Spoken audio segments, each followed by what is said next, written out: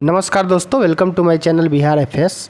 US select committee ने India को NATO plus member के लिए रिकमेंड किया है और रिसेंटली ये बहुत न्यूज़ में था। तो हम लोग इस वीडियो में समझेंगे कि नेटो और नेटो प्लस क्या है और ये यूएस की जो सेलेक्ट कमेटी है वो क्यों इंडिया को रिकमेंड कर रहा है और इंडिया इसको क्या ज्वाइन करेगा और भी बहुत कुछ। तो चलिए आगे बढ़ते हैं। जैसे कि हमारे देश में कई पार्लियामेंट कमेटी हैं, पार्लियामेंट के जो स्पेसिफिक रीजन के और स्पेसिफिक पर्पस के लिए बनाई जाती है और कुछ रिकमेंड करती है टाइम टू टाइम। वैसे ही यूएस में भी एक कमेटी है जो कि है strategic competition between the US and Chinese communist party.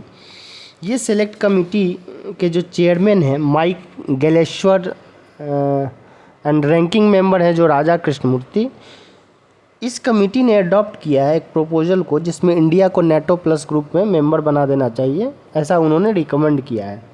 ये तब हो रहा है जब अगले महीने में पीएम मोदी वाइट हाउस जा रहे हैं और जिनको डिनर पे इनवाइट किया गया और ये पीएम मोदी और बाइडेन की पहली बार 1-to-1 मीटिंग है।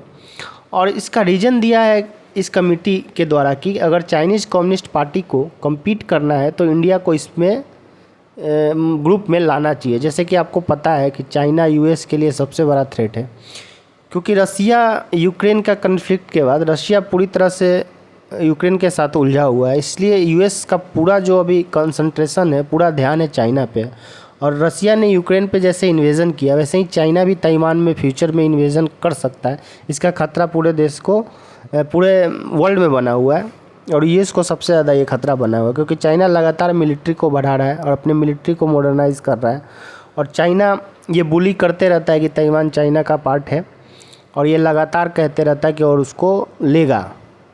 और फ्यूचर में जो भी चाइना के आगे प्लान है उसमें कहा जाता है कि चाइना ताइवान पे एक ना एक दिन इन्वेजन करेगा। अब इंडिया पैसिफिक रीजन में को कंटेन करने के लिए इंडिया सबसे बड़ा रोल प्ले करेगा, क्योंकि यूएस और इंडिया दोनों का रिलेशन चाइना से अच्छे नहीं है।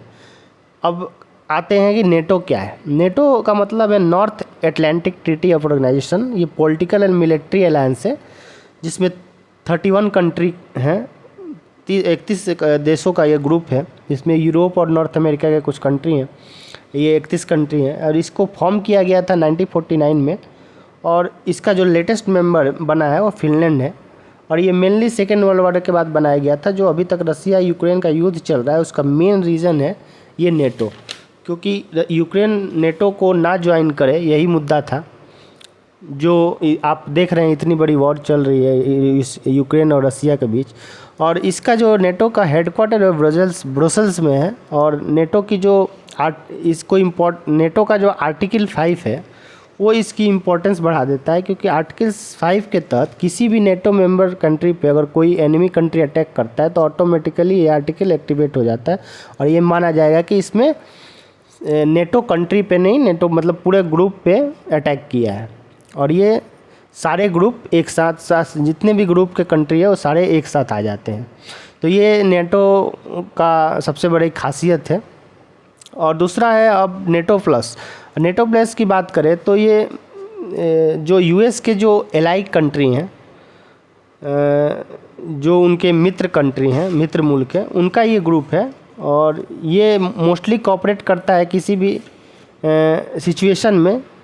जैसे कि इसमें अभी ऑस्ट्रेलिया, न्यूजीलैंड, इजराइल, जापान और साउथ कोरिया 5 कंट्री। अगर इंडिया इसको ज्वाइन कर लेगा तो ये 6ठी कंट्री हो जाएगा। और यूएस को ग्लोबल डिफेंस कॉपरेशन में ये सब कंट्री मदद करते हैं। और इसका जो 6th मेंबर बनाना चाहता है यूएस, वो इंडिया को बनाना चाहता है।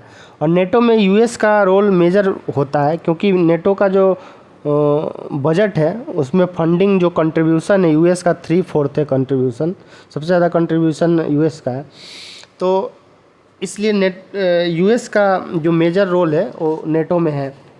और करके यूएस चाइना को कंटेन करना चाहता है, क्योंकि अगर चाइना फ्यूचर में ताइवान पे अटैक करता है तो ये सारी ग्रुप जो हैं G7, नेटो प्लस, क्वाड, ये सब चाइना पे सैंक्शन लगा सके, क्योंकि चाइना इकोनॉमिकली बहुत स्ट्रांग हो गया है। यूएस कहीं ना कहीं ये भी चाहता है कि ये सब कंट्री ताइवान को रिकॉग्नाइज़ करे, क्योंकि अभी तक चाइना 1 पॉलिसी को यूएस भी मानता है और इंडिया भी।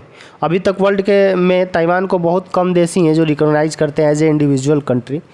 तो अब ये देखना होगा कि इंडिया नॉन अलाइंग रहता है, क्योंकि बिना रीजन के ये इंडिया फ्यूचर में क्यों कॉन्फ्लिक्ट पाले और आगे इंडिया का क्या स्टैंड होगा और इंडिया